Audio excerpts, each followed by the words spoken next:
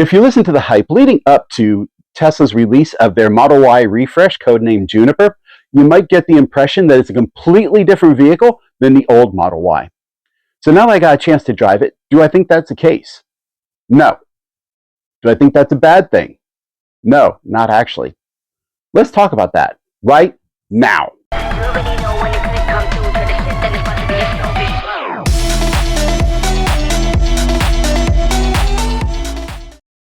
Hi, this is Rich and welcome to Wings, Wheels, and Wires. So I got the opportunity recently to test drive the new Model Y refresh, Launch Edition.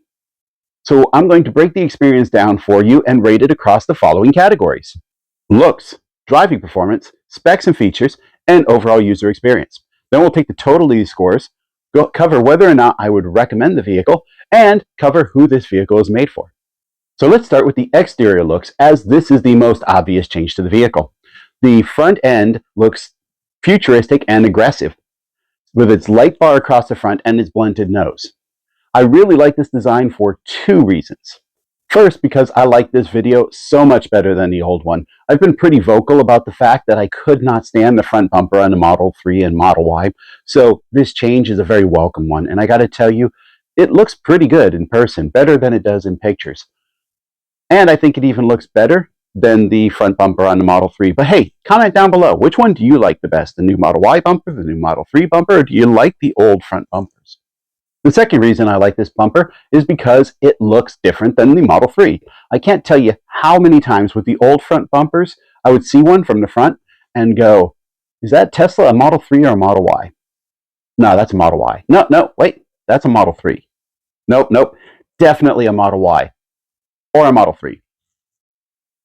Now, that's no longer an issue. The Model 3's front bumper looks sleek and sporty, while the Model Y's front bumper looks utilitarian and more stocky. So not only do they look different, but the difference in their looks complements their uses. Now, as nice as the front end looks, it's the rear end that is actually the biggest and best change in the look of the vehicle. It has this light bar assembly across the back, but instead of just being yet another light bar like so many vehicles have, this light bar actually points inward and then reflects back at you. It is a very cool look. And honestly, it makes the rear end of this vehicle the most luxury look of any of the vehicles in Tesla's lineup. Now, while I love hearing comments from my viewers, I would not hop on there and say how much you disagree or dislike the back end of this car until you've seen it in person. Because I got to tell you, photos and videos just don't do it justice as compared to what you see then. Now, if you've seen it in person and like it, don't like it, please put that down in the comments below. Included in this light bar is something I really like, and that's that they ditched the T logo and went with writing Tesla out. Now, I don't mind the T logo, but I think the writing it out looks more elegant. It looked better on the Model 3, and it definitely looks better here on the Model Y, especially as it's integrated into the light bar. Something I don't like so much is on the front bumper, they removed any markings whatsoever. They don't write it out, which wouldn't look good, and they don't have the T logo either. Now, this rear section isn't just a pretty face either. Well, actually, pretty butt. But it's also more functional, too. The rear diffuser now comes all the way up to the trunk, so you don't have a painted sill that you have to worry about scratching when you put things in and out of the trunk. As I mentioned in my first impression video, right there, if you want to click on it, the middle of the vehicle hasn't changed too much. Overall, I'm going to give this for exterior looks a 9. I'm removing 1 point because it still has that whale hump feature in the middle. There is a rumor that they might have a lengthened version of this vehicle to better accommodate the third row, which would be awesome. I'm looking forward to that. And that should flatten that hump out a little bit and make it better looking. Now, moving to interior looks, the seating surfaces are now finer lines than they had before. I've always been a fan of Tesla's white interior, and this refresh definitely elevates the looks of that. One thing about the interior that I'm a little bit iffy on is the fake suede material on the dashboard. I much preferred the wood look material they had before. I love the wood in my i3. It'd be really nice to have that in there. But since it wasn't real wood, I don't think I'm going to cry over it. Ironically enough, I was talking with somebody while I was waiting for my drive, and they were thrilled that they got rid of the fake wood and put in the suede material. So I guess this one is really just a matter of taste. Tell me down below, what do you think? The fake wood, the fake suede, which one do you like better? Like all Teslas, the interior has a lot of minimalism to it. The problem with going with minimalism is while it can look elegant, you run the risk of it looking Spartan. And I think the older Teslas were definitely closer to the Spartan end. And with the features and touches they've put on this interior, it does start to drift a little bit more towards elegance. And I'm going to give the interior looks an 8 out of 10. For looks, that gives us an overall score of an 8.5 out of 10. Using whole numbers, that rounds up to a 9. For reference sake, the old Model Y, I would have given a 7 out of 10 overall, mainly for the exterior looks. If you are enjoying this video, please hit that like button down below. While you're down there, hitting the subscribe button would greatly support the channel. And, of course, don't forget to hit the bell notification icon so you don't miss any upcoming videos. And stand by to the end of the video to hear my new subscriber shoutouts. Next up is driving dynamics. We're going to divide this into two categories: acceleration and handling. Teslas are known for their great acceleration, and the launch edition that I got to drive was certainly no exception. With a 0 to 60 of 4.1 seconds, it was a lot of fun to drive. At the same time, it was a little bit frustrating because the torque kept flipping my camera out of position. Check it out. Ready? Go. And 75, like that. Let's try that one more time. All right, let's try this one more time. Go ahead and make this turn. I'm going to hold the camera and accelerate and see how quick we can get to 60. Ready? And there's 60. So for acceleration, I'm going to go ahead and give this a 10 out of 10 specifically for the launch edition. Handling was really good too. It was both more responsive and smoother than the old Model Y handling. Really comparable to the Model 3 refresh, though you can definitely feel the size difference between the two vehicles, but not as much as you could on the previous Model Y versus Model 3. So for handling, I'm going to go ahead and give this Model Y refresh an 8 out of 10. When you combine that with the 10 out of 10 for acceleration, that gives you an average score of 9 out of 10 for driving dynamics. Now, for specs and features. For specs, the Model Y has traditionally been sort of the tail end of the pack for Tesla, mainly because it is a larger, heavier vehicle than the Model 3 built on the Model 3's drivetrain. Luckily, with the new version of the Model Y coming out, it promises to perform a little bit better. The best range on the old Model Y was 311 miles with a 0 to 60 of 4.8 seconds. This new Model Y, launch edition at least, has 327 miles and a 0 to 60 of 4.1 seconds, so improved on both of those categories. Now for tech features. Tesla has always been known for having just an absolute ton of tech in their vehicles, and this refresh is clearly no exception. In addition to the standard fare that Teslas have, you also have ambient lighting, a larger front screen than the previous version, and just like the refreshed Model 3, you have a rear screen in the back. In addition, you also have a motion-activated liftgate function, which I think is pretty great, and a front bumper camera to offset the removal of the sonar. Beyond these features that will be on every Model Y refresh, the vehicle I drove was a launch edition, which came with a few extra features. It includes a launch edition badge on the rear end, launch edition courtesy lights, and launch edition startup screen and door sills. And no doubt a higher price tag. Now, it also comes fully loaded to include full self-driving. The only thing you can't get is white seats because that option is unfortunately sold out. Oh, one other feature that'll be on all the Model Y refreshes that I forgot to mention, mainly because it isn't something they've added, but something that they didn't take away, is that it does indeed have a turn signal stalk. Now for me, Teslas lose points because of lack of physical controls in the car.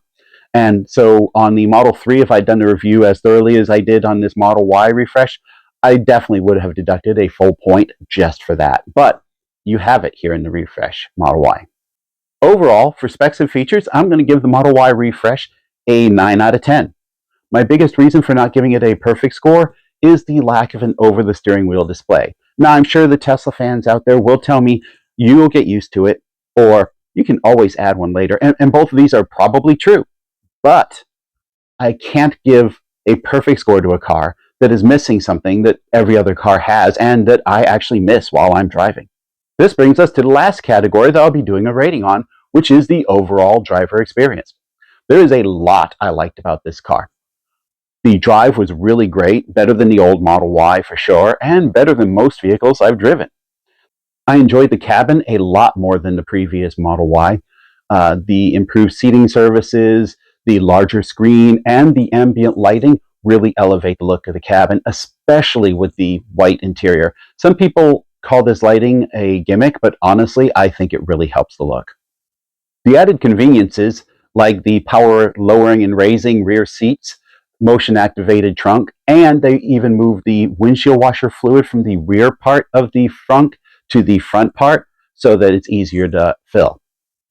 And of course, add the experience of the supercharger network, which definitely, while it is not the cheapest way to charge your vehicle, it is the most reliable and convenient way of charging any EV out there. Something that I did not like so much, besides the lack of a gauge cluster, is the rear window. I like having a large rear window so that I can have good visibility. Now, the Tesla rep did point out to me that I could augment this with the rear-facing camera, but for me, I'd rather just have a good-sized rear window. I think this specifically bothered me because it actually seemed like it was smaller than the old Model Y's rear window. So in that regard, it technically was a downgrade from the previous version. Another thing I really liked about this vehicle was the glass. Let's start with the roof. I am not a fan of glass roofs in cars, especially when there's no way to seal it or close it to prevent the light from coming in. And this new one, while it still has that, it is darker and allows less light and heat through it. It was a bright sunny day and the cabin was pretty reasonable. The other part of the glass feature that I like is the side windows that now are dual paned, so it allows less sound from outside to come in. I've heard some people actually complain about this because you can hear the whine of the motor, but I gotta be honest, one of the things I miss about gas cars is the purr of the engine and the rumbling of it and everything. So I don't mind hearing the whine of the engine when I'm pushing the vehicle. Kind of makes it more fun. So definitely a nice feature for me. For overall user experience, I'm going to give this vehicle something in the mid to high 8s, which rounds up to a 9. So now we can go ahead and tally up our scores. For looks, the vehicle got a 9. For driving performance, it got a 9. For specs and features, it got a 9. And for overall driver experience, it got a 9, which brings us to our total score of, let me do the math here, 9. This brings us to the portion of would I recommend this vehicle or not. Well, for that, you need a little bit of perspective because what we need to talk about is you have the currently available launch edition and the not yet available regular editions. If you are one to fully load your vehicle, then I would absolutely say get the launch edition because not only is it fully loaded, but you also get all the little design perks that I mentioned, the logo on the back, the launch edition courtesy lights, door sills, and startup screen. These help make the vehicle more unique, and that is a problem that Teslas have is, looking so universally similar. Having one that stands out like that is worth the extra money if you want a fully loaded vehicle.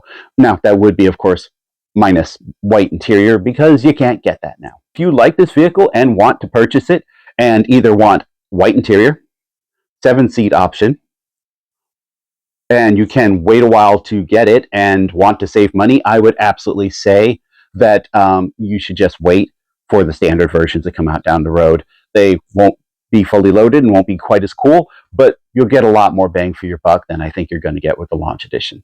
This brings us to the final category, which is who is this vehicle for? I'm going to go ahead and give it an E for everyone, but with some caveats. It is great for families, especially with the 7-seat version eventually that'll come out. And especially if they do the stretch version, I think that'll make it really great for families or anyone who needs the extra space that it can afford you as compared to the Model 3. But if you do not need that space, I would actually say go with a Model 3 if you're going with Tesla. And of course, there are a variety of other options you might want to consider too. So this has been my review of the Model Y refresh code named Juniper. Go ahead and tell me down below, do you agree, disagree? Go ahead and let me know. Also, stand by for my subscriber shout out, and here is a video that YouTube thinks you're going to like. And now it's time for the subscriber shout outs. If you'd like your own shout out, all you have to do is subscribe to the channel and either make sure your name is visible or put in the comments down below that you subscribed. Mustrum Rigcully, Egil Anderson, and Douglas Vasquez. Thank you very much.